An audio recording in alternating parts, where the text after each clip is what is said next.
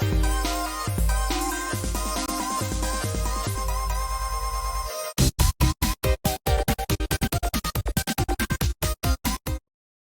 everybody, welcome to our early comic review video. I'm Andy. I'm Matt. We're here with Infinity Flux Comics out of Chattanooga, Tennessee, and this is our big show where we show you some of the biggest and best books that are releasing this week to your local comic book store. So whether you shop with us in store at infinityflux.net, where you can get all these books, they are live right now while supplies last, or your own local comic book store, we're here to tell you a little bit about some of the books that are coming out. That way, you're better prepared. You know a little bit more than the rest of the folks when they are looking at comics. You can give them a thing or two. Yeah. But this is a big week, especially because of a certain book right there. This one? But we'll get into it in just a second. But like I said, head over to infinityflux.net and order these books while supplies last. The variants, the incentives, those go very fast. So if you want them, make sure to get your orders in. But let's get into it. Yep. Batter up. Batter up. All right. So, Deadpool Batman #1. This is the first collaboration between Marvel and DC in about the first on new stuff in about 20 years or so. And it's really cool. So this is a 64-page one-shot. I believe this is it's $6.99. You're getting 64 pages. And it contains 7 different stories inside of it. And the longest of those, of course, is Deadpool Batman. And that one is from Zeb Wells with art by Greg Capullo. So in that story, Deadpool just kind of shows up in Gotham, smashes through the window of Wayne Manor because smashes through the window of Wayne Manor and comes face to face with Bruce Wayne. He tells Bruce that he has been hired to take out Batman, but that while he's in town, he wanted to earn some more money, and he's like, I figured you were rich. You probably have somebody you want me to take out as well. So I thought that was really funny. So, but, you know, he sees, they have a little bit of an exchange, and then he sees the bat signal in the sky. So he goes and heads towards that signal because he figures that's where Batman's going to be. And then that leads Deadpool into a face-to-face with Commissioner Gordon. Not long behind that, though, Batman shows up as well. They do get into a little bit of a fight because you have to have characters fight when they first meet and that kind of thing. They get into some fisticuffs. It's actually pretty fun to see them fight. And then the story goes on from there. And I don't want to spoil that part for you, but it does involve another Batman character. It does involve a couple of twists and turns and things like that. Maybe they go from fighting to teaming up, and maybe there's more after that, but a really cool story with Deadpool and Batman. After that one is actually my favorite story of the book, which is Captain America Wonder Woman, which is that's from Chip Zdarsky and Terry Dodson. And that one's cool because this actually has Captain America and Wonder Woman meeting several different times. And at first I was like, how is that possible? Normally it's like the first story where they meet, they do their thing, and they go their separate ways. But this one was different.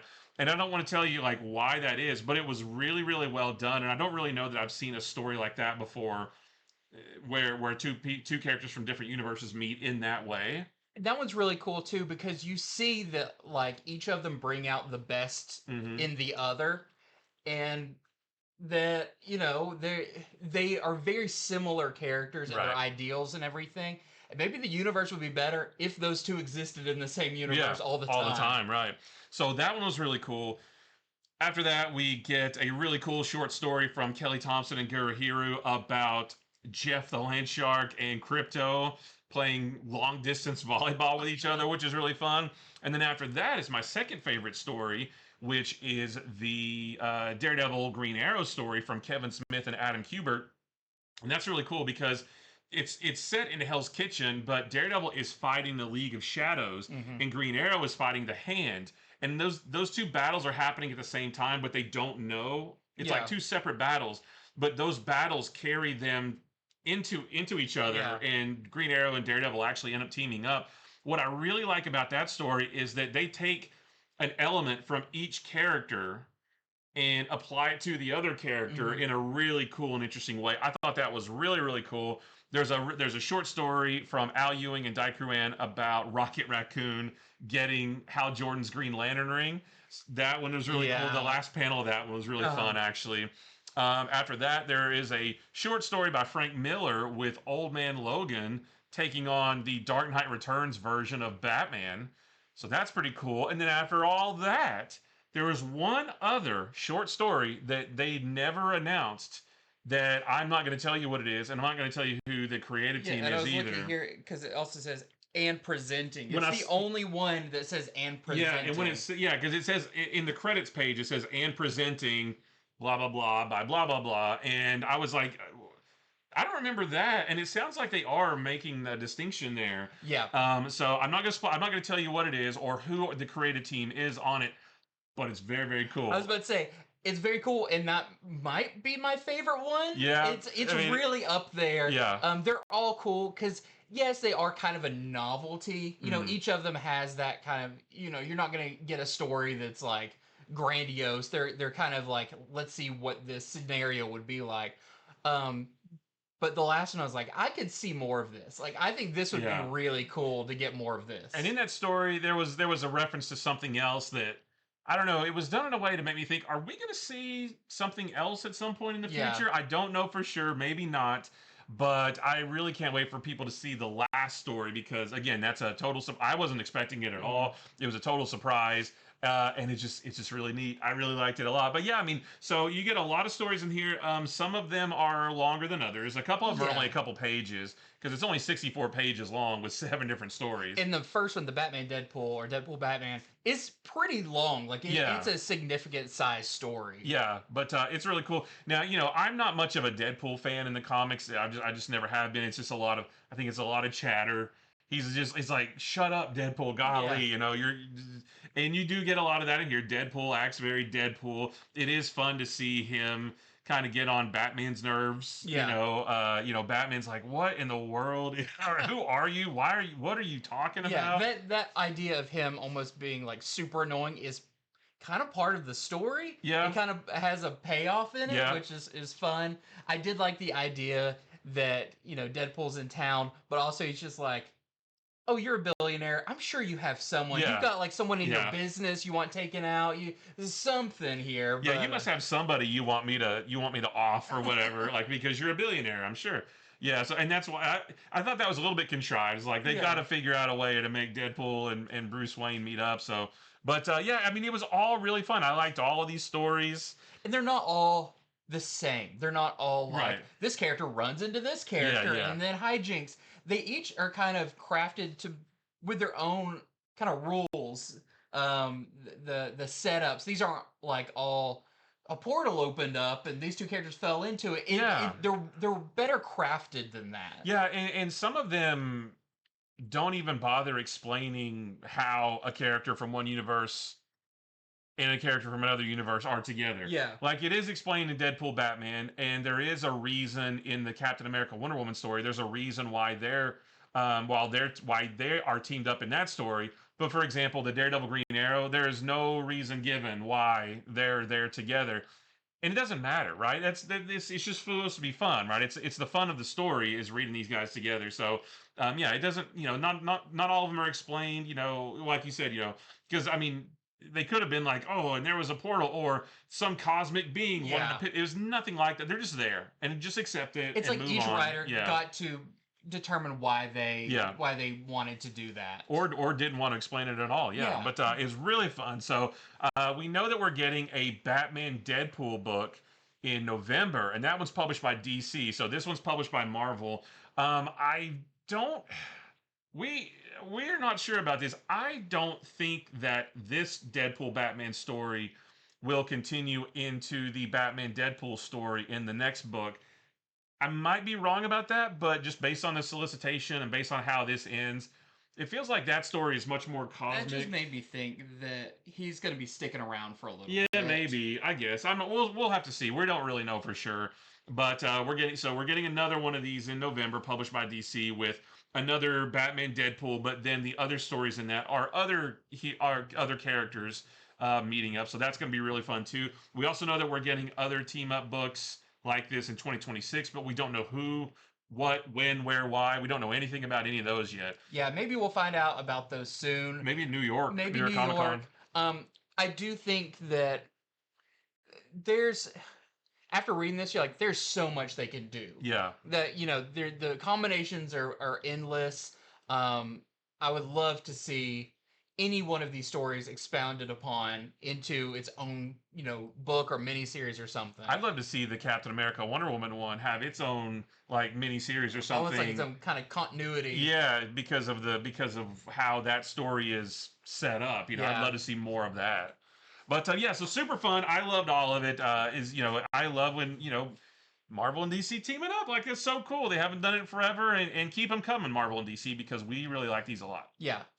So there's a whole bunch of variant covers, and I don't think we even have them all here because we must have already sold a bunch of them on the website because we actually don't have as many as I thought we did, but I know we ordered a ton, so I think we've sold a lot of them already. So that goes back to us saying they're available on infinityflux.net right now. Get them right now because they all will go. So this is your A cover from Greg Capullo. We have and a lot of these characters don't appear, but these are just fun. So this is a Catwoman Magic that is from Art Germ. This sword does not appear, but it's just a fun cover. I like this one a lot. This is The Thing and Big Barda from Daniel Warren Johnson. So he's doing a lot of covers for the DCKO that look very much like that. It feels like that could go right in with those covers. Yep. This is the Terry Dodson Captain America Wonder Woman. This is one of the ones that I pre-ordered. This is the this is Marvel, not DC. So I didn't write the artist. Oh. I didn't write down the artist. I don't know who the artist is, but here's another Batman Deadpool. This is another Greg Capullo Batman Deadpool, and this is a wraparound cover right there. I think that one that you was maybe Esad Ribic. Okay. This is the J. Scott Campbell Psylocke and Huntress. That's not a story, but that would be cool to see. Here is your Daikruan Rogue and Poison Ivy. Is it not? No, that's Oh, that's Pepe Larraz. My bad. Yeah. Sorry about that. That's Pepe Larraz. Here is a Mark Bagley foil with Deadpool, Batman, and Joker, which looks real. It's a spot foil. Yeah. Looks really nice. Here is your Batman Deadpool logo cover. This is the sketch version that's all red. One of them is there is a Daredevil Green Arrow Marco Cicchetto cover. I think we must have already sold out of that one because we didn't have any to show. But that's another one of those that I pre-ordered. Also, did you show the J. Scott Campbell? Yeah. We had a couple of those. Yeah. I think that one's going to go fast. Yeah, and then there's some variant. Oh, I don't have the ratio on this one. Yeah, but this is McNiven. I think maybe this is a 1 in 25. We're selling that one for $24.99. We have a Frank Miller Dark Knight Returns Batman and Old Man Logan that we're selling for $29.99. This is the Virgin Art Germ featuring Black Cat and Magic that we're selling for $69.99. And then I am super scared to even touch this one. This is the Greg Capullo sketch cover. I don't know what the ratio on this one is. It's a 1 in 100. I think it's a 1 in 100. We're selling this one for $199.99. Right? Just under $200. But yeah, it's a Greg Capullo. I mean, and this looks very. I mean, you can see where he's used like some whiteout and stuff. You can see the pencils. I mean, this is pure pencils from Greg Capullo right here, and it looks so cool. Yeah, don't miss out on this. This is just a ton of fun. Yeah. Also support it so they do more of these. So they do more, right?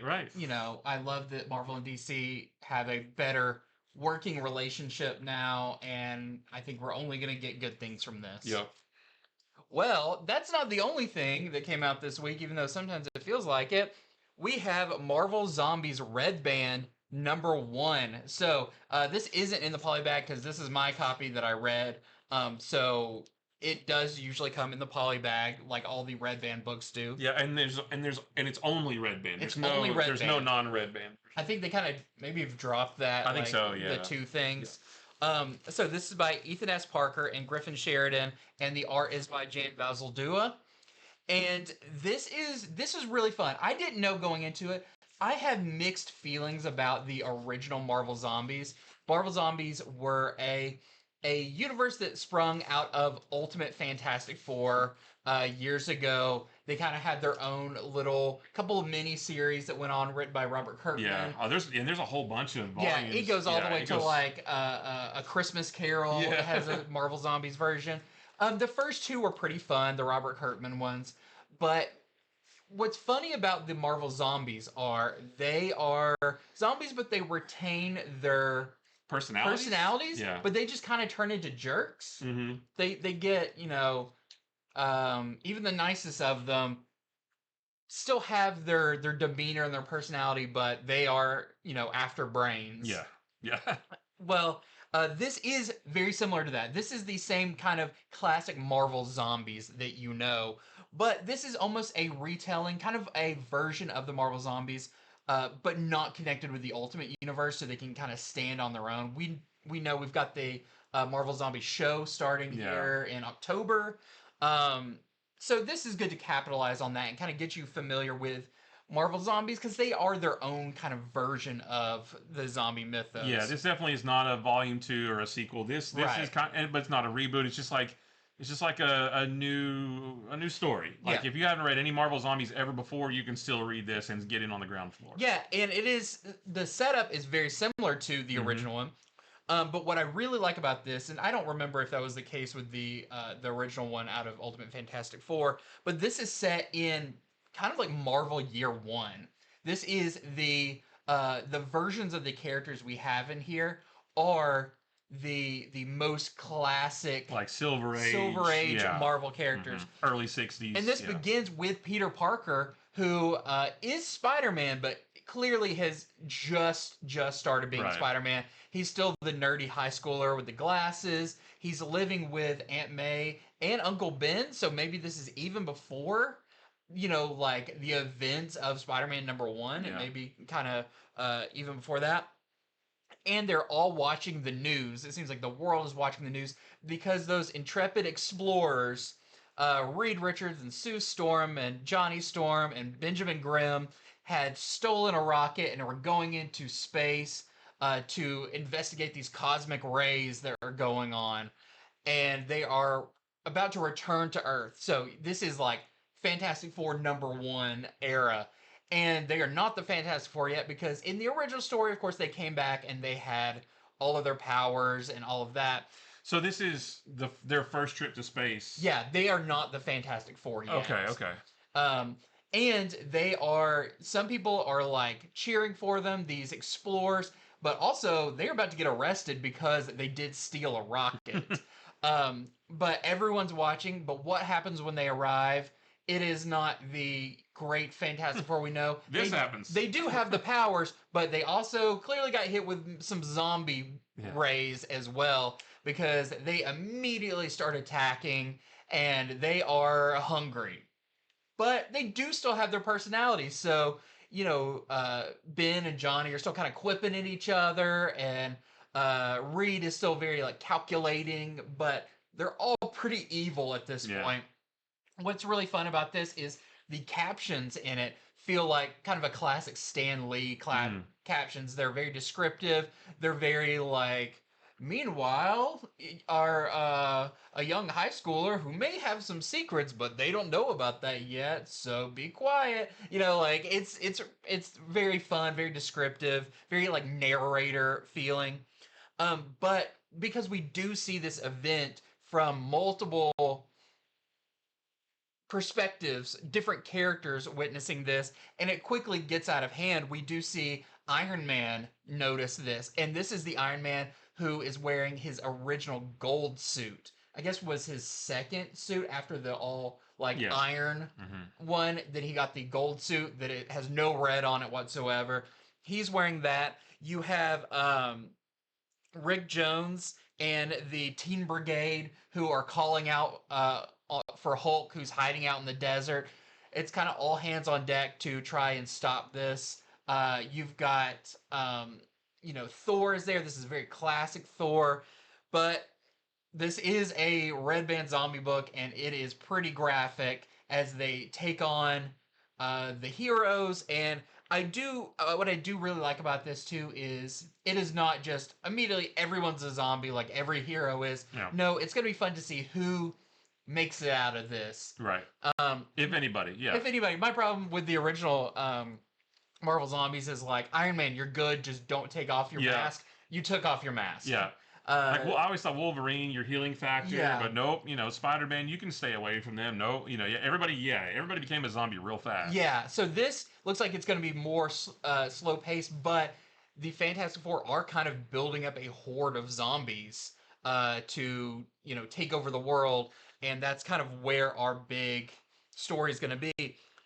There is a kind of a 2-page thing at the very end that does set up a kind of a bigger mystery on a cosmic level. I Okay. won't get into, but that was a very cool like, oh wait, what is this?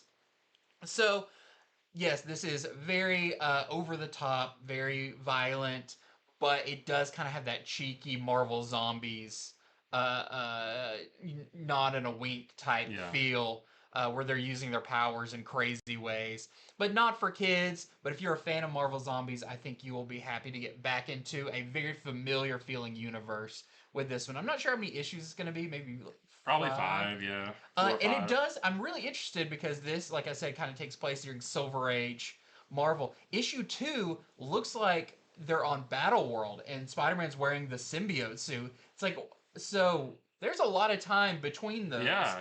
Are they going to jump big, bits of time? Yeah. Or I don't know, but that was a really interesting thing that we'll have to talk about when we get to issue number 2. But we've got our A cover here. This is just it out of the poly bag. We've got the Scott Koblish kind of a retro style. It's really fun. Oh yeah, Daredevil in his red and yellow is in here as well, which I love seeing that. He's got some great interactions with the other characters, kind of before you actually saw him in the comics interact with them. I don't think he ever met other heroes while he was still in the red and yellow. I think he teamed up with Spider-Man when he was wearing that. Yeah. But this kind of forces them to make like a very quick on the spot Defenders style team that was really fun. We've got this Clayton Crane cover, and there's Iron Man wearing his gold. So that's what he's wearing in this, which I love. I love like the classic suits for the characters. We've got this Marvel Animation variant, which is setting up for the show. There with Thanos on the cover, who does not appear in this.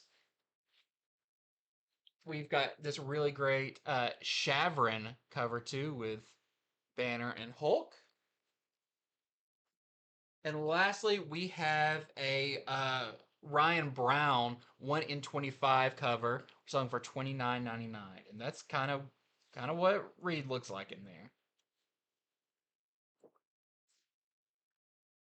Okay, my next book is Voyeur #1. This is the second book from the new publisher Ignition Press. We talked about their first book last week, which was Murder Podcast #1. That was really cool. And this one is, I think I like this one even better. Yeah, this is one of my, it's maybe not my #1 pick of the week, but this is really high. Oh, it's up there. Yeah, this may be like my #2 or #3 pick. So Ignition Press is coming hot out of the gate with 2 awesome books. I think, isn't there another one next week as well? Yeah, we've got that Depths book. Let's see. We also have Roots of Madness. There's doing an ash can for that this week. I thought I had some of the other ones here, but yeah, there's the one with the prisoners and the water rises and there's sea monsters. I can't remember the name of that one, but that's the next one. Yeah, so there's some really interesting ones coming. Yeah, so keep your eye on Ignition Press because they've got some really cool books straight out of the gate. So this one's written by Leah Williams and the art is by David Baldion. And this book is about a man named Farouk Ramsey, who is a security guard at a resort in Southeast Asia called the Kingfisher. And he spends his days monitoring the security cameras. He's in a security office with all these monitors, and there's cameras all around the resort, and he's the security guy. And then one day he sees a beautiful guest. So she's a new guest at the resort, and he becomes very, very captivated with her. And also something else we learned about Farouk is that he is also an international art thief named Rook, who has spent years planning how to get in the position that he's in at the resort. He wants to he kind of infiltrates, right? Because there is a very high value painting there that he wants to steal. and he has it all planned out. He's got schematics to the resort. He has a forgery of the painting that he wants to steal, so that when he does steal it, he can replace it with a forgery, and nobody's the wiser. So he's completely locked in until he sees this woman on the cameras, and she just kind of becomes a distraction. He just like he can't take his eyes off of her. He keeps an eye to see, whether she's coming or going and where she's at and that kind of thing. He becomes very, very enamored with her. Now, all of that stuff is just in the first half of the book, but I don't want to go any further than that because there is a bit more that we learn about the goings on in this book that twists and turns. Some twists and turns that I'm glad I didn't know about. There's actually on the back of the book, there's a hopefully that's too small to see, but there's like a little bit of a summary right here. I recommend not reading this before you read the book because this actually, it's not like it's a big spoiler. I mean, it's what the overall story is about, but this tells you more. I don't know, I hadn't read this, and when I read this book, I didn't really know what I was getting into. So I didn't even know he was an art thief. Yeah, I didn't know that either. I kind of remember the solicitation and mentioning like, but not that level of thief. Yeah. And yeah, I didn't read the back either. So I think it just made the twists and turns more fun. Yeah. That I didn't see them coming. Which, I know it sounds like we just spoiled that part, but again, that's not a spoiler. That's just like something that I didn't know. But I mean, it gets revealed pretty early on that he's there to steal a painting. But there's even more to that. We do learn some more about this woman right here, and there's a whole mystery there. And how does all of this come together? I want to let you read that for yourself because, again, I didn't know any of it, and it made the book even that much more enjoyable. After I read the book, I went back and read the summary on the back, and I thought, I'm glad I didn't read that beforehand because it actually does, like, it tells you her name, and it tells you who she is and why she's there, blah, blah, blah. And it's like, no, I'd rather, like, find out while I'm reading the story. But all that said, I love this. The artwork is gorgeous. This is the same team that did the Exterminator series from a year or two ago. The X-Men book that was the team of, like, Dazzler and Jubilee. Yeah, and Laura Kinney and somebody else too. Boom Boom. Boom Boom. Yeah, and they were like, the book was great. Crazy. Yeah. Just like no filter. Yeah. Really fun book. So when I saw that was a creative team on this, I was really excited about it. And yeah, it does not disappoint. It's mature, but not to the point of like. It's not graphic. It's not graphic. But it's not for kids either. Yeah. But I loved it. I really, really did. It's very cool and sexy and mysterious, and it's there's heists and there's a little bit of crime and just like all that kind of stuff. It's very, very good. I really liked it a lot. So if you're looking for something brand new to read, brand new publisher, it's not superheroes, it's not sci-fi, nothing like that. It's just a cool like thriller. Yeah, there's no supernatural elements. Yeah, nothing like that. Yeah. This feels like this could be a really cool, like, I don't know, Knives Out type, that kind of show or whatever. It's a cool setting, but yet this like resort that's covered in like crystal blue water. Yeah, it's almost like the show like White Lotus on HBO Max. Like it's kind of like that, but throw in some art thieving and things like that. Like it's very, very cool. So I loved it. So highly recommend it if you're just looking for some, a little bit something with a new flavor to read for sure. So this is our A cover right here, and then there is this Lupacino variant, and that's your mysterious woman who enters the resort. Not sure how many issues this is going to be either. I don't either, but I hope it lasts for a while. And then this is the 1 in 5 Yannick Paquette cover that we're selling for $7.99. Yeah, I was done with this. I was like, man, that was awesome. I want to read the next one. Fresh. Yeah. Just something different. And read the thing in the back of the book that is by the founders of Ignition Press, because it talks about what kind of their mission statement is, and talks about the formation of the company and all that stuff. Who was there, when did it start, where did it start. I read that and I was like, okay, I kind of get your ideas behind what this publisher is. That was really cool. And like you just showed, there's a 1 in 5 variant. They're really good about, like, incentives in this are very, like, there's not 1 in 100s. There's not that kind of thing. And for stores, the more we order, the more it supports us back, because we get, like, these little ash can versions of their upcoming books. We get special displays for the books. they feel like a comic book company that is supporting comic book stores Yeah. and comic readers, and it just feels really, really nice. Yeah. They're also doing there was the image book created by one of the creators here, The Beauty, that is coming back to Ignition Press. And Oh, okay. that's coming up really soon. I can't wait to talk about that because I really like that original Beauty series that was published in Image. Yeah, this was a home run for me. Absolutely. Yeah. So next up, I have a book I've been really looking forward to. This is Star Wars Boba Fett, Black, White, and Red, #1. This is like your Black, White, and whatever third element you want to throw in there. I just want that series, Black, White, and whatever. Whatever, and then it's just a regular book. Right. Someone said, "I'll take all the all the covers." Yeah.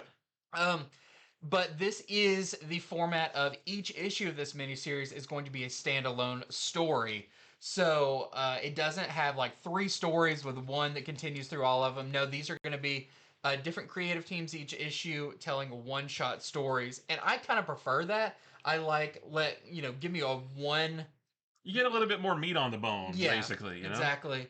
You get less variety, but you do get a more full and rich story. Plus, I like one and done comics anyway, and this is a full one and done instead of 3 short one and done. Yeah. You get a full story here. So this first issue is by Benjamin Percy and Chris Allen, and it's called The Impossible Job.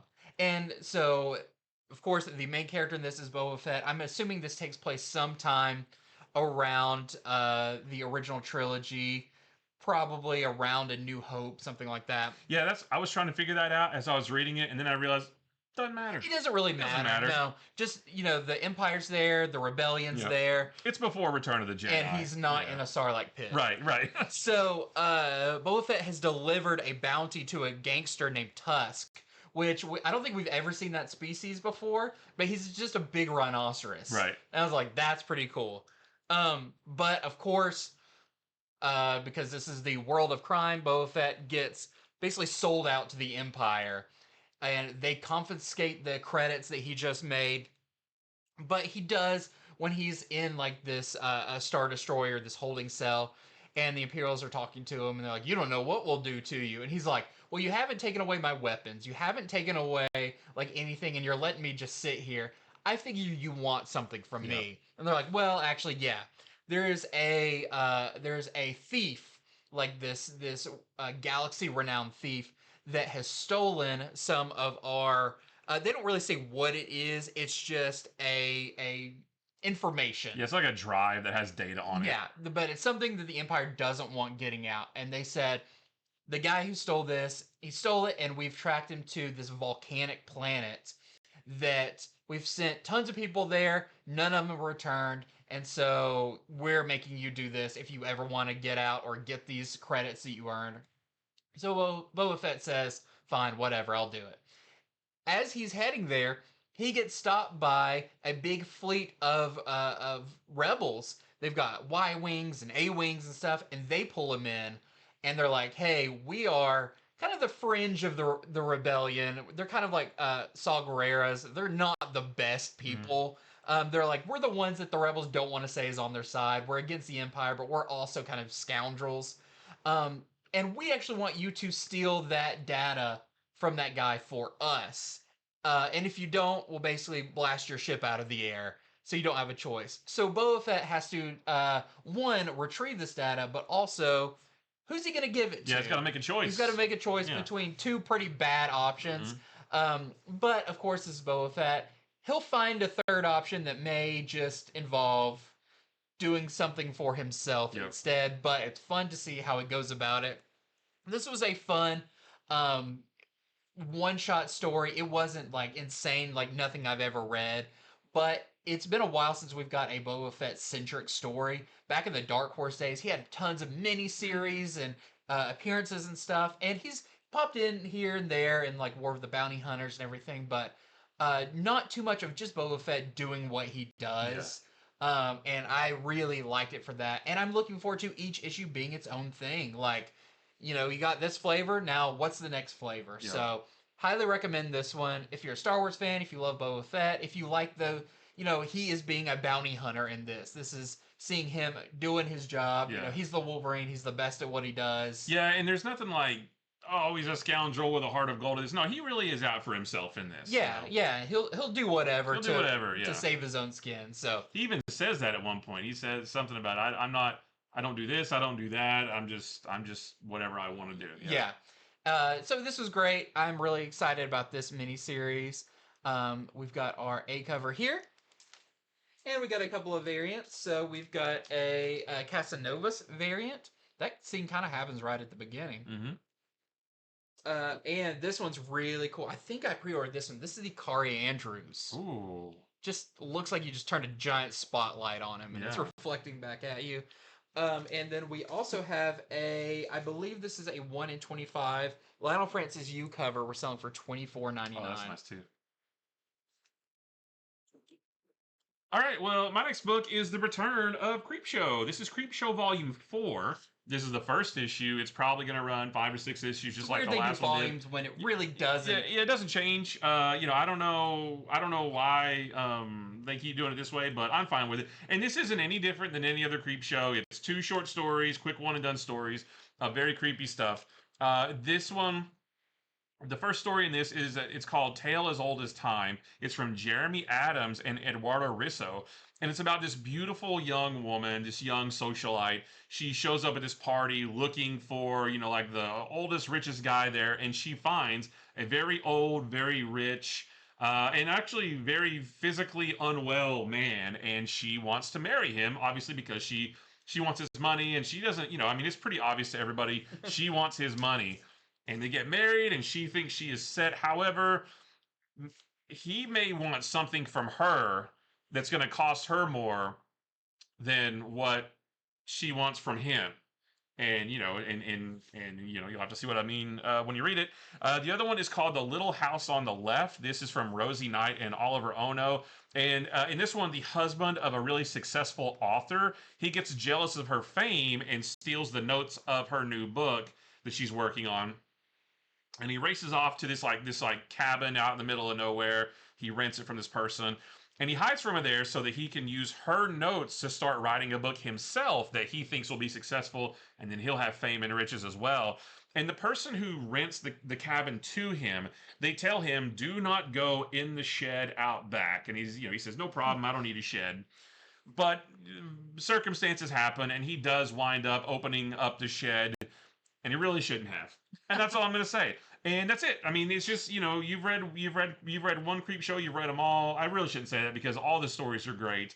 If you know the format of one issue, you know the format of all. Yeah, this is just like Colin, but I love Creepshow. And this is one of my favorite books to read month to month because every month you get a couple of quick little stories. A lot of stuff I think reads better when collected, but this one, I like reading it one at a time because every month you just get a little bit of a creepy story, and it's really fun. A little something to chew on. Yeah. I've been getting into Trade-Wise, and you blow through it so fast. Yeah, because they're quick reads. Yeah. But I loved it, and this one's no different. I've loved Creepshow from the beginning, and this one is every bit as good as all the rest of them that have come out. So this is our A cover right here, and then I really like this one. This is the Ono variant. I wonder if that's the one I pre-ordered. I really like that one. Yeah, I like that one a lot. And then this is the this is 105, yeah. This is the 1 in 10. I don't have the artist on this one, though. It's the 1 in 10 that we're selling for $9.99. Those are some teeth. Yeah. Yeah. We're getting a Super Creepshow coming up, the one That's shot. Right. I'm really excited about that, yeah. Just placed the orders for that today. So, yeah, very fun. Well, next up, I've got Amazing Spider-Man number 12. So we have ventured into our era of every other issue is going to bounce between the Spider-Man that is on Earth and the Spider-Man that is in space. Our Earth Spider-Man, as we learned in the last issue, is actually Norman Osborn, and that is where this story takes place. This has guest art by Ed McGuinness, who is one of my favorite artists. Ed McGuinness is one of those artists that will make me buy a book. Oh, for sure. Or improve any book by being on it. I love Ed McGuinness. Such dynamic scenes. He really makes this new version of the costume shine. Yeah. I didn't realize how different it was till he draws it. The red eyes that are a little bit smaller. Yeah, and then when it comes to the colors, it looks like it's red and black instead of red and blue. Thinking, yeah. And even as a kid, I always thought how cool it would be for the suit to be red and black, like exactly the way it is now, but black instead of blue. I always thought that would look awesome. Kind of like we got some of that with the first suit in the Superior Spider-Man. Yeah. Kind of, sorta, and that I thought it looked awesome. This is the version of this suit is kind of a mix between classic Spider-Man and Superior. It's not that different. Yeah, it's like in the middle. But it is kind of right there in the middle. And what I really like about this is they do kind of explore, like, Norman Osborn was not bit by a radioactive spider. How does he be Spider-Man? Yeah. Well, he does have money in tech, but even that he's got to fine tune because the wall crawling's not working out great for him. The web swinging is going okay, but does he have a little bit of the Goblin Serum in him enough to give him super strength, or no? Because he was the Golden Goblin for a while. I don't know. They don't really mention it, but he does seem like he's got a little bit more fighting prowess and strength than what you would think he would. But he's a more brutal Spider-Man. Mm-hmm. He's going throughout the city. You do see a couple little missions he's going on. Meanwhile, we've got Ben Reilly, who continues to pose as Peter Parker in the business, the tech company that he's in. And I thought this was kind of interesting that he doesn't seem as bad in this. He almost seems like, okay, one, he is really smart, and he's kind of telling everyone what to do, but not in a mean way. Like, he's actually trying to be helpful. Yeah, he's not as mopey or rude, I guess. Yeah, maybe not as rude. Yeah. But they only briefly touch on this, but I did think, like, I want to see more of what's going on with him, because it does seem like, is he having a change of heart from his Chasm persona? Yeah, there's not a lot of him in this. It's mostly this right here, But that does get me to, there is another thing with another character that we saw at the beginning of this run of Spider-Man, but I'm not going to get into that right away. But I did want to talk about this part, which is kind of the meat of this issue, is as Norman is out being Spider-Man, he is confronted on a rooftop by all of these characters, led by Miles Morales Spider-Man. But you also have Silk there, Aranya, Spider-Boy, and they are all like, hey, we know Spider-Man enough that we know you are not Peter. Yeah. So either reveal who you are or we're going to have a problem. Of course, they have a problem. And so this does happen. You do see Norman as Spider-Man take on the other Spider-Man. And I think they're not as prepared for how brutal he is, for how over the top he is. But it is really, it's an interesting fight because he does seem to use the webbing a little bit different. Yeah. He kind of does more like little lassos and everything. But something does happen that basically stops Norman in his tracks. And that I'm very interested about. I want to see if they're going with that. Yeah, I want to see if they explore that some more. Because it could go a bunch of different directions. Yep. It could go a direction that I thought we put in the past. Yep. Or it could go somewhere else. But it did definitely set up something that is messing with Norman in a way that we didn't know. So the next issue will take place in space with Peter in his kind of cosmic Spider-Man suit and all the stuff going on there, and back and forth for the foreseeable future, at least. Yeah, we don't know how long, but even issues are Spider-Man in New York, odd issues are Spider-Man in space. Yeah. I like the Spider-Man in space stuff. I'm really excited for that. A lot. But I'll say this series has definitely picked up, how much I like it with these last issues. Yeah. Going into this split. One thing I liked about this, and I won't. It's not a spoiler, but I won't say it exactly. But this on the cover happens. Norman does fight Miles and Spider-Boy and Aranya, and he is able to hold his own against all of them. And he actually, we're like seeing his thoughts in the captions, and he actually does address how he's able to do that. I just thought that was really, the thing he says, I thought was really cool. Yeah. So, this is a good issue of Spider-Man, and I'm looking forward to seeing what happens. Spider-Boy, I love in this too, because Ed McGuinness draws him as a little, he looks like a little kid. He's not like big and buff. And there's even a part where they do unmask Norman, and he's like, "Am I supposed to know who this is?" Yeah. And like, "I'll tell you about it Yeah. later." It's just fun. I feel like when McGinnis is on art, you're in for a fun issue. But here is your A cover. We also have this Mystic Mayhem NetEase variant for that game coming up. We've got a Simone Bianchi variant. We've got this fantastic Bermejo cover, which looks like straight out of Spider-Man 2. I think that's the one I pre-ordered. That's really cool. And then we also have a couple of incentives. This is the 1 in 25 Roge Antonio variant. We're selling for $11.99. I love that one. That one's really nice. I love the blue suit there. And there is a 1 in 50 Simone Bianchi cover we're selling for at $29.99. It's a version of the other one. All right, next up is... Sorry, 1 second.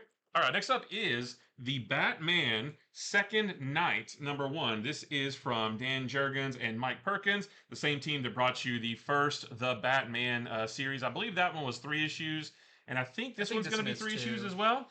And this is, same continuity as that one. This takes place a few months after the first series.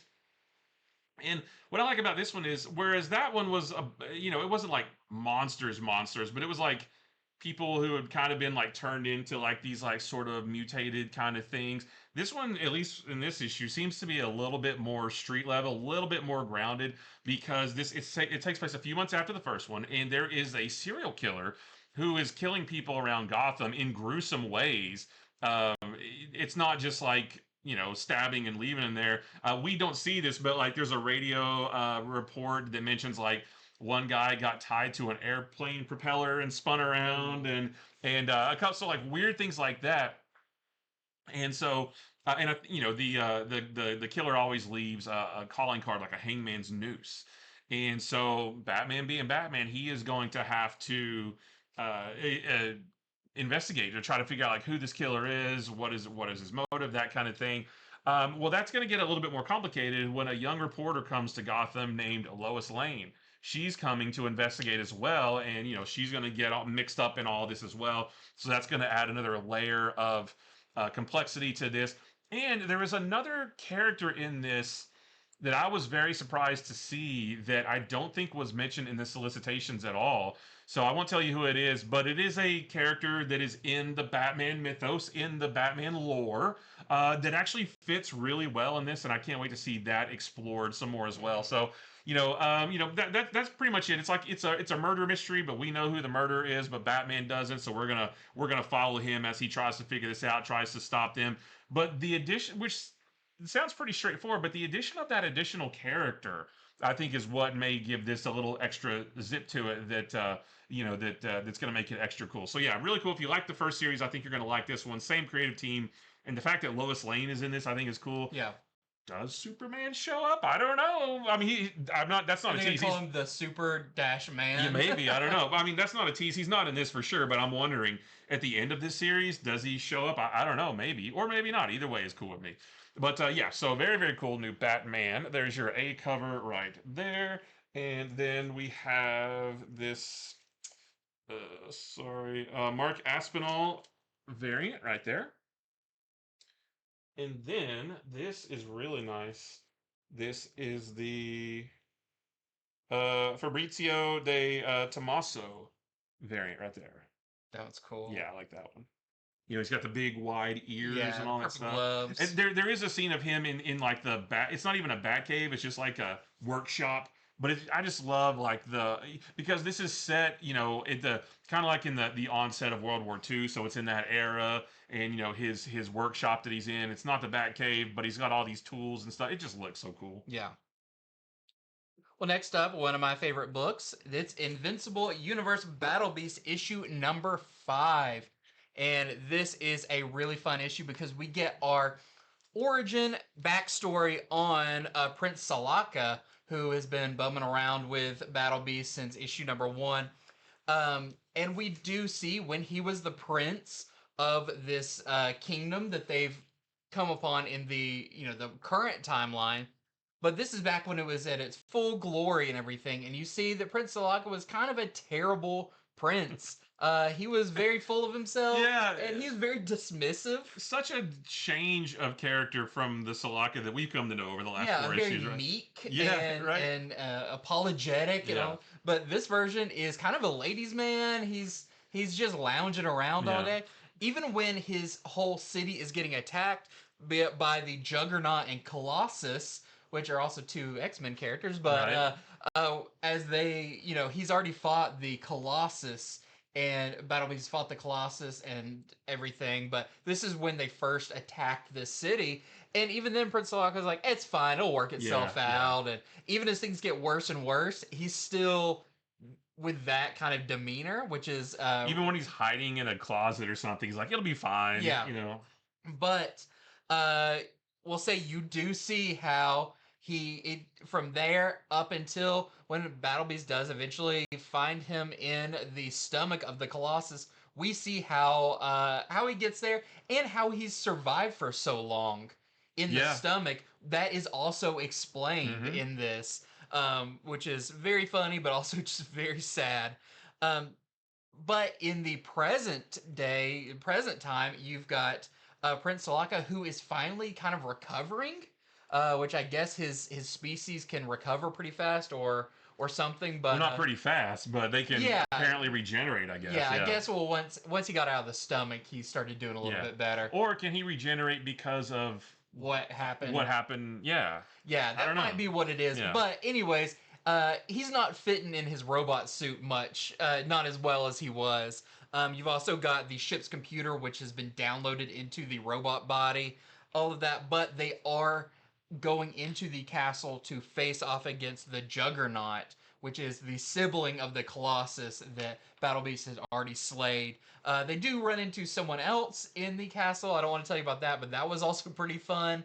But even in the letters page for this, it does say, get ready for an all out next issue. Yeah. And yeah, this has a great kind of final, like, okay, here we go Yeah. moment. Because they spent this issue and the one before that setting up this big showdown between Mhm. Battle Beast and Juggernaut, and next issue we're gonna get it. So I can only imagine how off the wall that's gonna Yeah, be. I imagine the castle's probably going to Oh crumble. my gosh, yeah, And, they're gonna tear that thing down. Yeah. but I'm really interested to see kind of, you know, this almost feels like in manga and anime, like story arcs. It's like, oh, this is the, you know, they're on this planet Yeah. story arc. What's the next one going to be? Are they going to go to another planet, or who are they going to meet on that Uh-huh. one? I don't know, but I'm having a blast Yeah. along the way. There is something in this that with Salaka that involves him about 3/4 of the way through that I just laughed. It Yeah. was so funny. Not gonna tell you, but you'll know it when you It's see very it. the spirit of the book. Yeah, you'll know it too. when you see it. But this was so much fun. So we got Battle Beast, issue number 5 right here. This is your A cover. Another really cool cover. This is the Tony Moore cover. So there's your original Walking Dead artist on another Kirkman book.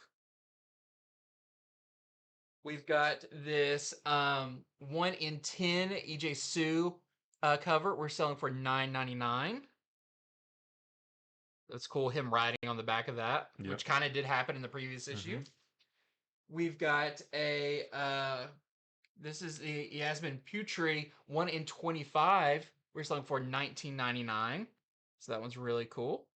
I love seeing people's interpretation of Battle Beast. Although Ollie's is my favorite though. Yeah. He just draws him so well. And his is just like he Battle Beast has a big laugh in this, which Yeah. it looked really Yeah, weird. yeah. But it was fun. And then we have a Matt Wagner cover. This is Ooh. the 1 in 50. We're selling for $44.99. That's cool. I haven't seen anything from Matt Wagner in a while. I know, so that's very, very cool to see Nice. that. Kirkman's got some. He's got some friends in high Oh places. yeah, for sure. All right. Well, next up, I've got Teenage Mutant Ninja Turtles Casey Jones #1. This is from Alex Packnadel, and the art is by Amanke Nwelpen.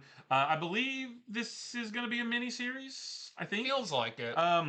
And in this one, you know, Casey Jones has been laid up for weeks after being shot in Teenage Mutant Ninja Turtles #5. We actually saw that happen.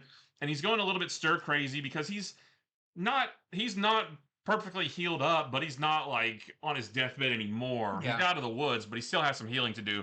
but he is going stir crazy. He wants to get out of his apartment. So one night he decides to put on his gear and head out to Central Park looking for trouble, seeing if there's any bad guys he needs to take down. And he does find a group of thugs who are harassing this young mutant girl in the middle of the park. But why is she there by herself at night in the park? That that is a mystery that does come back around. So he starts fighting them, but one of them takes a little droplet of something on his tongue. He has a little dropper, and he just drops one thing on his tongue, and it makes him really, really strong. And so Casey Jones is going to have to try to figure out how to get around that. I don't want to say too much about that whole interaction, but later on, he does find out why that young mutant girl was by herself in the park, and that kind of sets up what this overall story is going to be about. Like that's going to lead him into this whole adventure that he's in. Now, there's also this subplot where this group of hunters are hunting down other mutants. If you've ever seen the Jean-Claude Van Damme movie Hard Target, or there's a bunch of other movies where they give homeless people money, but then they go running through the woods, and then these like rich hunters actually chase after them. It's kind of like that. There's some hunters that are like chasing mutants through the woods for sport, basically, which is terrible. So there's a subplot about that. Don't really know where that's going yet. We don't see too much of that, but I'm sure that's going to pop up at some point. But this is really cool. The artwork is really good. There's some really good action in this. So if you're a Teenage Mutant Ninja Turtles fan, if you're enjoying what's going on in the main book right now, pick this up. This does fall in line with it because it does reference a couple things from the mainline book, and this fits in really well with it. So there is your A cover right there, and we have a Danny Earls variant, and then we have the Virgin version of that variant. I don't know what the ratio is, but we're selling, and this may be a 1 in 10. We're selling this one for $14.99. Next up, I've got Absolute Flash issue number 7. So this series is interesting. It's different than the other Absolute books because for being characters so fast, it is kind of a slow burn building up Wally and his powers and his characters and everything. So in this, Wally has been on the run literally, and he's tired. His running burns a lot of calories. It's kind of the CW version of Right, Wally, where right, he yeah. has to eat a whole lot. But since he's run away, he doesn't have any money. And even though he really doesn't want to, he does see a gas station. He's like, I might need to. He like asked if they could give him some food, Yeah. and the guy says like, no, I'm not giving out any food. And Wally's like, I hate to do this, but he runs around and grabs a lot of food. But something happens quickly, and Wally finds himself in jail, and that has its own issues with it. But what's weird is through this whole thing, there's a storm kind of brewing around them, kind of a uncharacteristically large storm Yeah. that came out of nowhere. But the rogues are fast on Wally's heels. But I won't say what happened, but you can imagine with this big storm, you see it on the cover, we may see another familiar face in this, but I do like what it means for maybe what else we may be getting in the future issues. So yeah, it's another kind of, he's not wearing his suit in this, Yeah, he but wears it. does he wear it? Yeah. Oh, yeah. Near in the second half, yeah. In He the wears second it. half, Yeah. he does get it, yeah. But this is a kid Wally who is just trying to scrape by. That he's not pulling off too many big super heroics, Right. but Not yet. the last page and a certain decision Wally has to make really was surprising. Oh, I was yeah, like, yeah. oh, what does that Yeah. mean? So yeah, this was another fun issue of Absolute Flash. You've got your A cover right here. You've got a Inyuk Lee variant, which is really nice. Looks that like a one. statue. Yeah. We've got a Christian Ward cover. This is a 1 in 25. We're selling for $11.99. And we have a 1 in 50 Inyuk Lee Virgin variant. We're selling for $29.99. All right, next up, I've got a new one from Image called No Man's Land. This is written and drawn by Simon Kudransky, and this is set in 1963. There's a guy named Kevin Collins. He's kind of like our main character. He is an FBI agent who is literally just days away from retirement. He's got his retirement letter typed up. He's ready to hand it to his boss.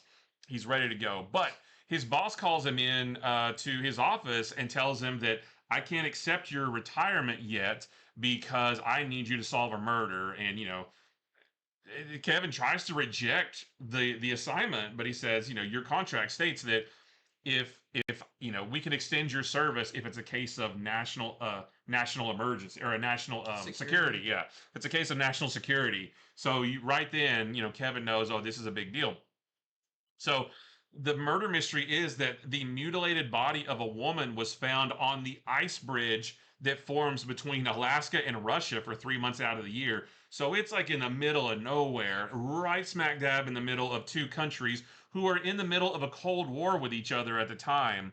It's a highly classified assignment. It's a very sensitive investigation because America, is in the Cold War with Russia, and Agent Collins can't set foot over the border, wherever that is, wherever that line is. He can't set even 1 foot over, because if he does, Russia's going to treat him like a spy, which isn't good. Even though it's just like right there, he was warned, be very, very careful. Now, we know from the solicitations that Agent Collins is going to be working with a KGB agent, but we don't meet him in this issue, or her, I don't know. We don't meet them in this issue.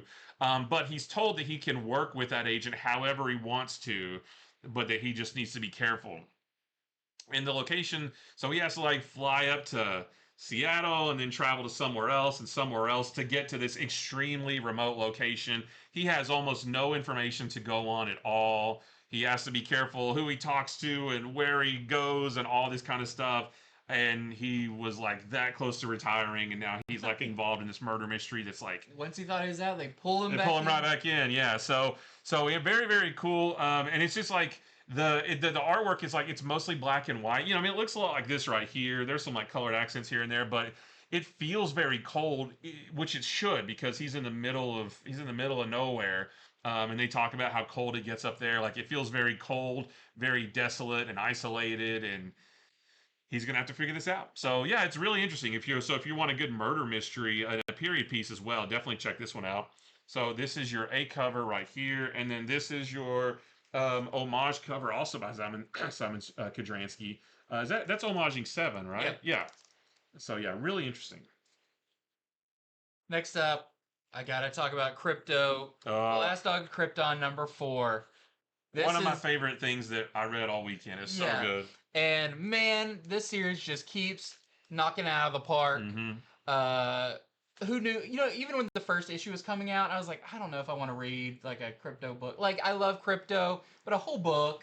A whole series. I'll read the first one maybe. Yeah. This has been maybe one of the best miniseries in a long time. Every time there's a new issue of Krypto, I'm like, oh my gosh, that's one of my first reads right there. And man, can it be happy and sad and everything. Let's just say this one has a warning in it. When you get to the title page, it has one that says that this is a sad one. Read it with someone to hug nearby. And I did not do that, and I wish I had. And you wish you had. Yeah. Krypto makes a new friend. It's a little brown dog, and it's adorable. Yeah. And they just have tons of adventures together. They're running across things. They're running between people playing sports and they're playing hockey. Running through a snowman, and oh my gosh. They're just having a blast. Krypto, has gone from kind of town to town, just trying to figure out, why am I here? What am I doing? Well, him and his new little friend find a group of kids. These are kids just out playing, having fun, adventuring. They're what are they playing, like knights and princesses and all that. And they're like, oh, we found 2 little dogs. I think they call the brown one Brownie and Krypto's Sweetie. So Brownie and Sweetie. And they're like, come on, let's do some adventures together. Well, they go out on an adventure, and what do they stumble upon? It's something from the end of the previous issue. and it may have some Superman connections, but it's not a good thing to find. Right. I don't want to give away because it was kind of cool to be like, oh, what is that, and how is it? Yeah. But I won't go too much further than that. Let's just say this is a very gut wrenching issue of Krypto that, man, you just feel so bad for Krypto in this series. Yeah. Because he just can't find a home. He can't find a family. He can't, he does good wherever he goes. He protects people, but he is still just kind of wandering aimlessly. Yeah. He's the goodest boy, yeah. but he can't like catch a break really. But the last page in this, I was like, oh, yeah, this is gonna be good. Mm-hmm. This is issue 4. Is this 5 issues? 5 or 6, I'm not sure. I want one big happy issue coming up, and I hope we get that. Yeah. But this was, a delight, but it was sad. Just a great book. Yeah. This is a fantastic book coming out. And if you're reading it, you know that. If you're not reading it, you're probably thinking, how can this be such, like, how can you be raving about this book so much? But it is. Just trust me. Check it out. Krypto is so great. Yeah, I haven't been buying this in single issues, but we were talking about it earlier. This has earned a spot on my shelf when it's collected for sure. So here is your A cover by Jay Lee. We also have this fantastic Dan Mora corner box art variant. Yeah. I love all the super characters are breaking chains somehow. Yeah. That one's great. We also have this. This is the Carl Kerschel variant as well. Yeah, just like you said, how can a book about a dog be? It's just a great story. Like, this is not like he's mentally talking with other animals. You don't. But he doesn't need to, because you can tell what he's thinking just from his. Yeah, it's such a great quality story. All right, so I have got another new book from Image called Good as Dead. This is the first issue. This is from David and Maria Lapham, and this is set in a small town called Port Linden, and it's on the U.S.-Canada border, but I don't know which side it's on. I don't know if it's in Canada or if it's in the U.S., but it's right on the border there. And in the town is the Emissary Bridge, which connects the two sides over like a body of water. And at the beginning of the book, a man named Dr. Yao stops right in the middle of that bridge, which is a busy bridge during certain times of the day because people are coming and going into that town, or maybe they work in there and they're going home or something. So it's the only bridge too, so it's very centralized, right? And Dr. Yao stops in the middle of the bridge and sets himself on fire, but we don't know why. We saw that he was very nervous looking. He kept looking in the rear view. He had some files with him, and it looks like he's being followed by somebody who's very mysterious, a very guy in a turtleneck and dark glasses and that kind of thing. So that bridge is owned by a woman named Ali Valad, whose family has a rivalry with the family of the sheriff named Sheriff Calhoun, and their rivalry between those two families seems like it goes back generations. And the Emissary Bridge, like I said, it was the only bridge in town. However, there is a brand new bridge that's set to open that day. And during the ribbon cutting ceremony, something terrible happens and a lot of people are injured. Now, Sheriff Calhoun is convinced that Ali Valad is behind this, and he starts an investigation. And there's a few things in there that hint that this goes deeper than he might suspect. He just thinks that she rigged something bad to happen, but there's a lot of other small elements that makes it look like this is maybe a bigger conspiracy or something like that. So I really liked it. I like the premise. My only problem is the writing seemed a little bit choppy. It seemed like there was a couple scenes, like a scene would just go from one scene to the next, and they weren't related to each other. It was just instantly you're in the middle of somebody else's conversation. It was a little bit hard to keep up with who's who and where are they and what happened here and why does this scene even exist, because it doesn't really seem like it matters at all. So they'll just want to let you know there's a little bit of that going on, or maybe it was just me. But and I will say too, this is a square bound book, so I'm not really sure how many pages that is, but it has a little bit of a spine to it, a little bit. I don't know if they're all going to be that way or not. So I had a little bit of trouble keeping up with everything, just because there's so many cuts to other just scenes that had nothing to do with the previous one, but it is still a very cool premise. And the fact that there's this mysterious guy with glasses, and he shows up somewhere else, and it seems like maybe he's threatening somebody, and there's also a whole other element that I didn't even tell you about that's going to make it even tougher for Sheriff Calhoun. It is a very, very cool premise, and I want to know more because it does seem like there's something much more nefarious at work than just like a crotchety old lady doing something. So, yeah, very cool. So if you're looking for another like crime noir mystery, then this one is definitely a good one to get. And this is the only cover we have. Well, next up, I've got Ultimates issue number 16. This is a very unique issue of Ultimates because there's not a whole lot of Ultimates in this. This is more an exploration of the Ultimates network that they have created back in the like Ultimates 3.0 or 2.0 or whatever it was. Yeah, it was the 3.0 with the cover with the 3.0. Yeah, where they were like, we got to get bigger. And we thought, oh, what other heroes do they bring in? But no, they're kind of empowering the people to be part of the Ultimates. And that's what we see that side of this here. So we meet a girl named Ren. She's probably in high school, I would guess. Yeah, I think so. But she has learned the power of the cabal of the Makers Council and all of that from a very young age. One day she was in her class, and her teacher, she loved her teacher, which you figured out who her teacher is. Yeah. Well, not who she is, but the analog to 616. Who she may have ended up, if she was in the other universe. But her teacher she talked about was actually very vocal and taught them, not just the curriculum, but taught them like, the nature of being good and how to distinguish. Well, and she taught them how the country, because, the United States of America doesn't exist in this book. It's like the Northern Territory or something. But so her teacher actually taught about how it used to be democracy and elections and that kind of thing. And that didn't go over too well. And some people took her out of the classroom, and they were told to never speak about it.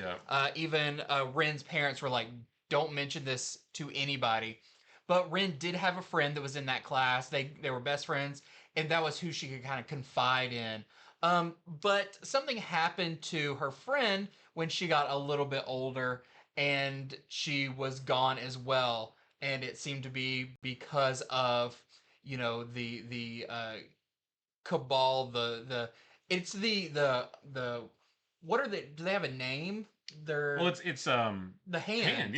But this version of the hand that have like the kind of glitchy faces. Yeah, it's not the red ninjas. It's the staticky faces guys wearing the suits and the red ties. Yeah. So it all seems to be around them, and Ren starts to seek out answers about things. It starts learning about the Ultimates and learning that maybe they're not this terrible organization that the government wants them to think. Maybe they're actually doing good, and this kind of makes her kind of a punk type character. She's not going to school. She's trying to seek out other people who are like-minded, and she ends up finding meetings that she goes to, and where other people are discussing the Ultimates and what they stand for and their theories about them, and really starts to build all that up. And then the moment from when the previous issues where America Chavez comes to them and basically says like, you are all Ultimates. So we're seeing the Ultimate story, but from the regular people's standpoint. It's very cool. And so I didn't know how I'd feel about this issue, because it's like, this is a Ultimates Light issue, but to see the impact they had on someone who has decided to kind of like stand up and be an Ultimate themselves in what they believe was really, really cool. And we're now 3 months away from the dome opening. Well, so this was September. Right, so we've just got October and November, and I don't know if there's an issue of Ultimates in December, but Ultimate Endgame is at the end of December. Yeah, so I was wondering at first, it's like, this seems weird that we're doing kind of like, we're not checking in with the Ultimates in here, but I kind of understand it, and I think a lot of this is really going to pay off when there is a big group to oppose the Maker and his council. Yeah, I and think so everything. too, because it's not just oh, we have to physically fight the Maker and his council. We have to deprogram Yeah, everybody because the Maker, his council, and then all of their underlings, like they control the media, they control the narrative and that kind of thing, and everybody in the world just kind of accepts it. So a big part of the Maker coming out of the dome and like fixing the world is deprogramming everybody yeah. and getting everybody to see the truth. And I think that's why stories like this are pretty important to that story. Yeah, and I liked Rin, and I hope we see more with her, interacting. Even when it talks about the little missions she did that were kind of like, to help the Ultimates, they were really fun because one of them was involved maybe Captain Oh right, America. yeah. Like that was all really Yeah. cool. So this was a really fun issue. It's not your traditional issue of the Ultimates, but it was, I think, a really cool support issue for the Yeah. overall narrative. For the overall story, yeah, it's something that needed to be told, I think. Yeah, so here is your A cover. We also have a Inyuk Lee That's here with nice. Captain America. We He's not in have, this issue, or is he? We don't or really is know. he? Or is it just a repairman? Right, right. We're not sure. And we also have this 1 in 25 Steven Segovia variant we're selling for $19.99. And this also, makes me question when we get the Ultimate Endgame and all that happens, like, because we don't think the Ultimate Universe is ending, No. like, is the world going to be now for the Ultimates? Is this a way to like set it up where people do believe them now, and it's because of people like Ren who have helped spread the message Yeah, and about them? I think that, if they defeat the Maker and they deprogram everybody, they fix the world like Tony Stark wants to do. That doesn't happen overnight. So I think that like that's a whole other huge story Mhm. to tell right there is the process of fixing the world Yeah, back to the way it was. Like, what does that even look like? It's not just like they defeat the Maker, everything's good now. It's like, no, they're gonna have to do it. There's a lot of work to do yeah, even it's not after an that. overnight thing, like Yeah, you for said. sure. All right, so I have right here Predator kills the Marvel Universe #2. Um, this is really cool. So Craven and a group of Predators, they took out the Guardians of the Galaxy and the Fantastic Four in the first issue, and now they're launching their attack on Earth. They've got a big armada of ships coming towards Earth, and they first attack the X-Mansion to take out the X-Men, and more specifically Magneto. I Mm. don't really know how they knew Magneto was at the X-Mansion, but they make a point, and it's Craven kind of leading this thing because he knows Earth's heroes and he knows how they think, how they operate, and he's the one telling the Yautja all this. And it's very specific to mention why they're going after Magneto specifically. So they do that first. They have a showdown with the X-Men. And then they target Avengers Tower, where Captain America, Black Widow, Hawkeye, and Bruce Banner currently are. And that's a whole thing as well that I don't want to quite spoil for you. But it's almost like he has a prioritized list of targets. Magneto was near the top of that list. Mhm. Bruce Banner is also very high on that list because he's the Hulk, right? I mean, you got to take care of him. So there's a whole bit there as well, and that's kind of where the issue ends. So we're not done with the Avengers piece of it yet. So I mean, that's pretty much it. I mean, there's just more attacks on Earth. There's going to be more heroes that they go after, that kind of thing. But I'm enjoying the heck out of this. I really like these kinds of stories that aren't connected to anything else. The stories have a lot of weight to them, kind of like Marvel Zombies. It's Yeah. like, oh, there's something wildly different happening here, and not everybody's safe. I like that kind of stuff. So this is our A cover right here, and we have this Davila cover. Thor's not in this, but Thor going up against the Predators, that's Yeah. going to be pretty cool if we get that. This is the Pagulayan cover. And then we have I don't have the ratio on this one, but this is the David Baldeon cover that we're selling for $19.99. Real quick, just wanted to mention Star Wars issue #5. There's a lot going on this issue because it follows kind of multiple storylines. But the main one in here is really fun because they get the report that some survivors are in trouble in a down ship on a planet called Laradil. So Luke, Han, Valance, and Ren, who's kind of our new addition to the Star Wars characters, go to investigate, only to learn that the ship has been overrun with separatist battle droids Mm. who don't know that the Clone Wars have ended, and so they immediately like go on the attack and everything, and it's only going to get worse. But it kind of is spoiled on the cover for the next issue, but how they are going to take on these battle droids, because there's a lot of them, uh, and kind of convince them that the Clone Wars are over is going to be really fun. There's also stuff going on here with Leia and Mon Mothma. Does Han wear the white vest with the black shirt like that? Okay. It's the opposite of his other Yeah, look. yeah. But I kind of think this looks really cool. It kind of reminds me of pre-Disney acquisition Star Wars, some of the looks that Han had. Okay. Because they did stuff like that, and I like it. And this is a fun series. I'm the biggest Star Wars fan. Like, clearly, my hat Star Wars, my shirt Star Wars. Part of this, I have a really hard time understanding the more political side of it with Mon Mothma and what's going on, and the this other species that are now like against the rebellion. Though that storyline I have a little bit harder time following, but these little missions with Han and Luke and Valance and Ren and all that, I really like. So there is something in here for everybody. But this is definitely going to be one I'll need to reread to fully understand everything going on. Maybe all together when it's collected or something. Yeah. So here is your A cover. We also have this really nice Alan Qua variant. I like that one. That was really cool. Of course, we've got your John Tyler Christopher action figure variant, this time with Chewbacca. We've got a Revenge of the Sith, the 20th anniversary. This is 9 out of 10 with the kind of birth of Vader. And we have this 1 in 25 EM Gist variant we're selling for $19.99. All right, I've got Justice League Red #2. And the first several pages of this feature a really cool sequence with Cyborg navigating through this secure facility to retrieve a computer chip that Red Tornado told him has been stolen. So he's trying to get it back, right? But after he retrieves it, he does some research on this chip and who owns it, who made it, and that kind of stuff.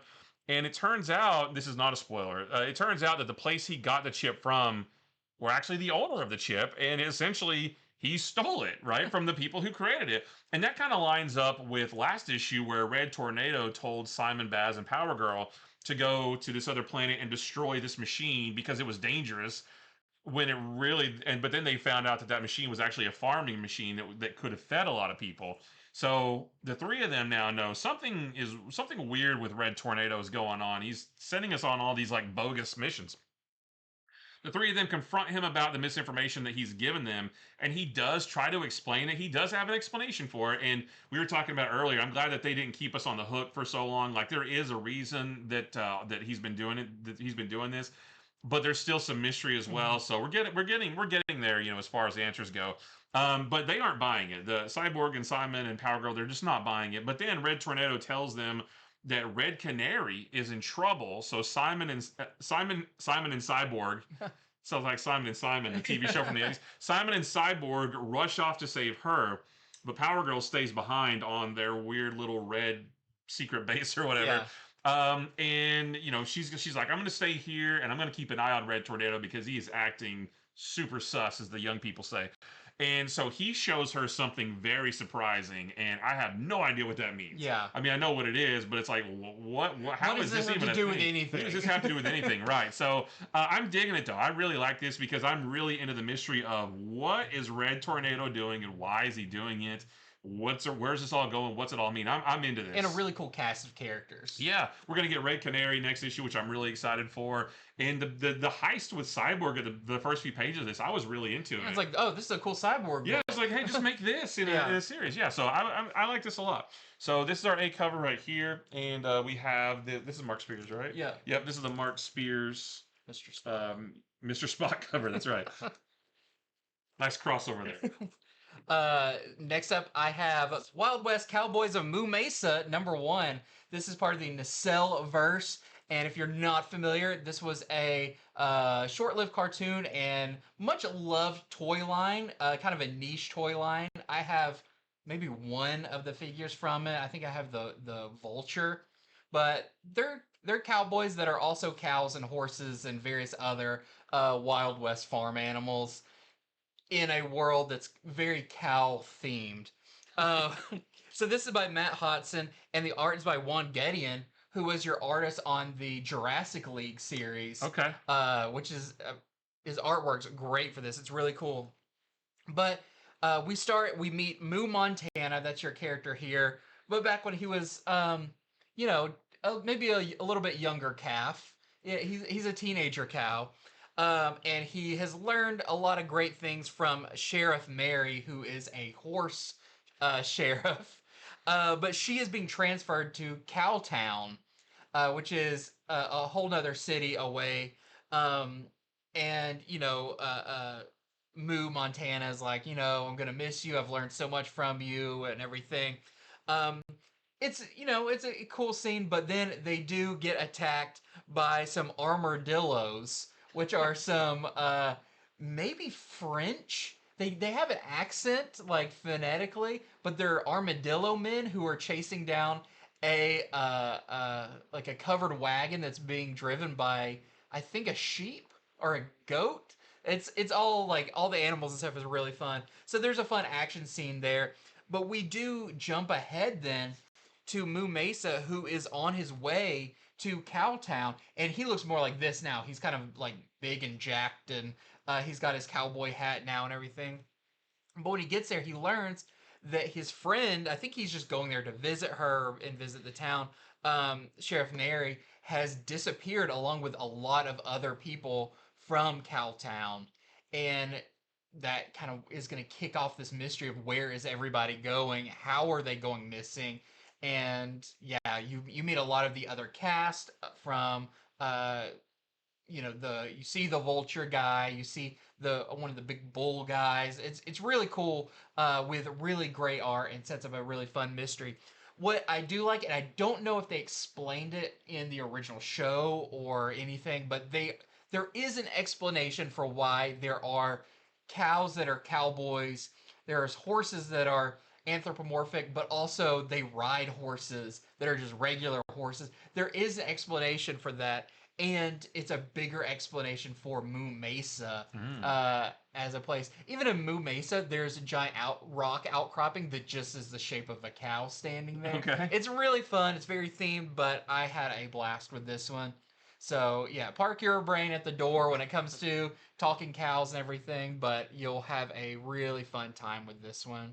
So we've got our A cover here. I think that's your interior artist. That's what it looks like. That's Juan Gedian. Yeah.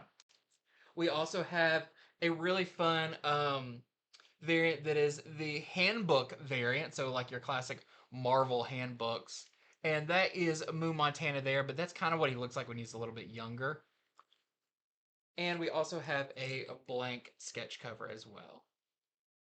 I thought that was very moving. Oh, thanks. Is that all you got? No, I've got a few more. Do you have some more? Yeah, a couple. I'm gonna. Yeah, I got a couple more. All right, so I have Godzilla Escape the Deadzone #2. At the end of the last issue, we saw the Wanderer, who is the main guy here. We saw him fight this big kaiju that seemed to be piloted. I don't know a better word, but they're piloted by a young girl. She was inside it, controlling it basically. So he pulls that girl out, and she's a bit out of it. But then, and we didn't see this last year, her brother pops out as well. So there's two kids. There's a brother sister who kind of pilot the kaijus. That's not a spoiler. It happens at the very beginning, and in solicitations does mention two kids. But before the Wanderer can figure out what the heck is going on with this young girl and this young boy, they are tranked by people from the Church of Godzilla. The two kids are shot with tranquilizer darts, and then because the Wanderer has like thick skin, they can't penetrate that, but they gas him instead. They're all knocked out, and they are taken back and chained up in the Church of Godzilla. Now, I'm not really sure why the church wanted them, but it all leads to us seeing a very different side of the Wanderer that we did not see in the first issue. So I have reason to believe that, I guess maybe the church, it's like they worship the kaiju and they worship the kaisei energy and that kind of thing. So maybe they wanted these kids because the kids can control the things that they worship. I'm not too sure, but it's really cool, and they have to try to figure out how to get away. They're almost cult-like, and they have to try to figure out how to get away from it. So if you're enjoying this new Godzilla universe, definitely don't miss this issue. And this is the only cover we have. Just quickly wanted to show that New Gods issue number 10 is out. I think there's 2 issues left of this, so it should right. go right up against Mhm. DCKO and all of that big event when that goes down, which I'm interested to see if there's any connective threads for that. But There might be, yeah, maybe. yeah, there might be some threads there. Uh-huh. But this has been one of the longest mini series that they've done in the DC All In era. So don't miss out on that one. This is your A cover. And we also have this really cool Yasmin Putri variant as well. I've got Ghost Pepper number 3. I'm still loving this series, and Yep. this was cool. The first several pages of this I really liked because it deals with Chef Todka, who is the rival chef in the big truck that we saw in the first issue. The big slow The truck. big slow truck, yeah. So he's causing problems for Loloy. She's like the main, she's the main girl, and he's chasing her truck in his big truck, and he has this secret weapons to use against her. And what you see on the cover here actually kind of does happen in this book. And we also see more of Vex, who is the character we met last issue. She has a history with Ash. We see more of her and another character named Minji. I think it's Mingi. It's Mingi or Minji. And they talk about how they know that Batar's claims that he saved the world are a sham. But he has ordered them to go after Ash. And Vex agrees to do it because she wants to know why he's back. So she's not trying to get him. She's trying to get some answers because she has that history with him. And what's interesting too is we see Batar I was about to say this is an interesting. yeah, scene. we see him in a parade that's celebrating him basically. Batar saved the world, right? And everybody's cheering him on. He's on this float or whatever. But something happens in that parade that shows us how much of a coward he really is. And even the bystanders are like, that's a little bit weird. Yeah. Why is that happening? But they're still all about him. But they do think he's behaving a little strangely. So still very cool. Great artwork. Cool story. Cool world. Cool world. Yeah, very nice setting. I would love to see this go on for a while or have another volume or something. I'm really into this. So this is our A cover here, and we have this really nice Humberto Ramos variant. That's Loloy right there. And then we have this 1 in 10 Kale New variant that we're selling for $9.99. And that character's in this. That's right. He's real fun. Maybe it kind of looks the same, huh? Just quickly want to mention G.I. Joe issue number 11. This wraps up the story with Baroness and CoverGirl. Okay, this is the end. So yeah, wraps that story up. But there is a very interesting last page tease to what's coming up, with some familiar faces, and one that I'm not sure if we've seen yet or not, but Okay. is a character that goes back, I believe, to the original run of G.I. Joe and played kind of an important role in that. So, You're confirming Snake Eyes. yeah, nope, Nope. nope, but maybe some other characters that we haven't seen for a little bit. So this was really fun, and yeah, just continues on. A lot of big stuff coming up. We know we've got that big Dreadnought The Dreadnought War. Yeah. coming up very soon, so don't miss it. This is the only cover. And that's the only cover? All right. Well, I've got 2 more real quick. This is Fantastic Four number 3. This continues to be fantastic, and I did that on purpose. This is the end of the first story arc, though. The Fantastic Four receive a message from their future selves. We saw that at the end of the last issue. Their future selves were defeated by Doom, but they tell their past selves, the group that we read about in here, how Doom has these save states where, throughout time, to where every time he gets defeated by the Fantastic Four or anybody, he just resets the universe back to one of those save states and then tries again. And that's why he seems to be unbeatable, because he just tries over and over and over. And He's seen every attempt they've Yeah. made. he can learn, what the heroes do to stop him. They're able to find the machine that he uses to create those save states, and they try to destroy it, but there's a very specific reason why they can't do that.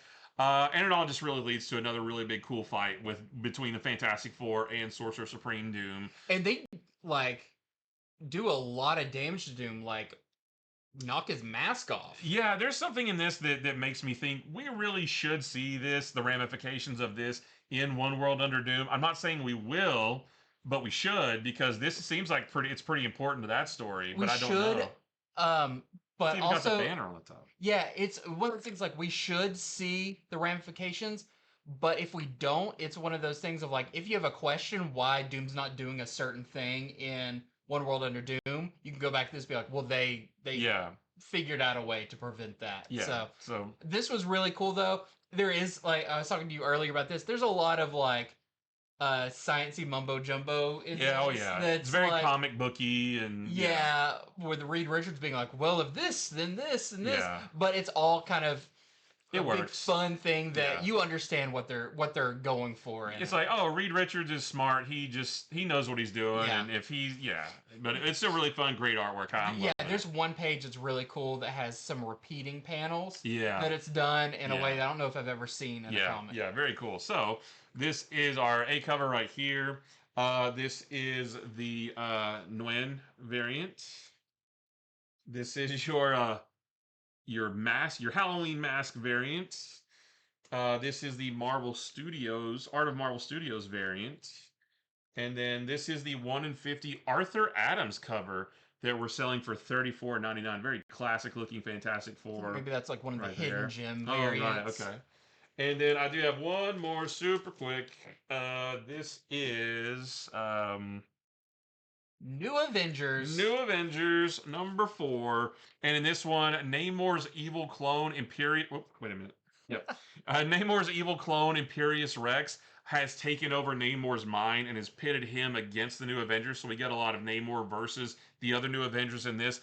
But Namor runs away, confronts Imperious Rex, who, for some reason, has now grown to the size of a giant kaiju. And he's underwater, but then he pops out of the water. He's like this big, like, kraken-looking thing, smashing up the city. So the New Avengers now have to deal with a mind-controlled Namor and a kaiju like Imperious Rex that's destroying the city. And they try to like divide and conquer, but it's a lot to take on for just this small group of characters who have never really worked together before. So this is your A cover right here. We have this Mason variant, and we have this La Roca variant with the Killuminati version of Tony Stark.